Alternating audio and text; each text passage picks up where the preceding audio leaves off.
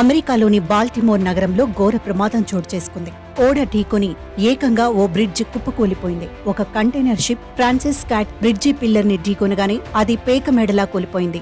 ఈ ప్రమాదంలో వంతెనపై ప్రయాణిస్తున్న వాహనాలు నదిలో పడిపోగా పలువురు గల్లంతయ్యారు. నదిలో పడిపోయిన వారిలో ఇద్దరిని సహాయక సిబ్బంది రక్షించారు. మరోవైపు ప్రమాదం జరగడంతో కంటైనర్ షిప్ లో మంటలు చెలరేగాయి. సింగపూర్ జెండాతో డాలీ అనే ఈ కంటైనర్ షిప్ బాల్టిమోర్ నుంచి శ్రీలంక వెళుతుండగా ఈ ప్రమాదం జరిగింది. అయితే షిప్ లో ప్రయాణిస్తోంది భారతీయులేనని, వారంతా క్షేమంగా ఉన్నట్టు అధికారులు తెలిపారు. షిప్ లో విద్యుత్ సరఫరా నిలిచిపోవడంతో ప్రమాదం జరిగిన వెంటనే సిబ్బంది అధికారులకు సమాచారం అందించారు. దీంతో అక్కడికి చేరుకున్న సిబ్బంది వాహనాల రాకపోకలను నిలిపివేయడంతో భారీ ముప్పు తప్పింది.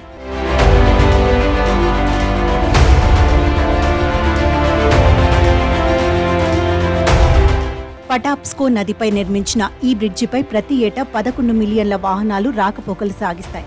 అయితే షిప్ ఢీకొనగానే ఈ బ్రిడ్జి సెకండ్లలోనే కూలింది. వంతెన పైనుంచి పడిన వాహనాలు దాదాపు 50 అడుగుల లోతుకు వెళ్లిపోయాయి.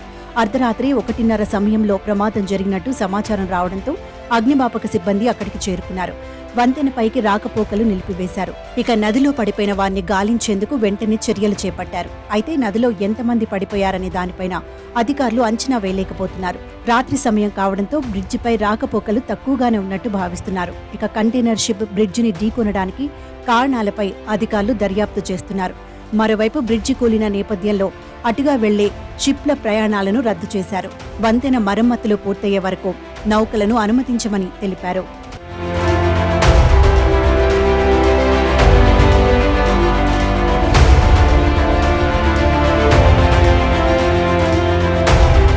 ప్రతి ఏటా కోట్లాది వాహనాలు ఆ వంతెనపై ప్రయాణిస్తాయి.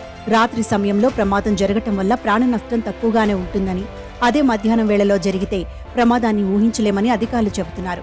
షిప్లోని సిబ్బంది వెంటనే సమాచారం ఇవ్వడంతో వాహనాలను నిలిపివేశామని, ఇది కూడా ప్రాణ నష్టం జరగకుండా కాపాడిందని తెలిపారు. అమెరికా తూర్పు తీరంలో ఉన్న మేరీల్యాండ్లోని బాల్టిమోర్ సరుకు రవాణాకు కీలక కేంద్రం.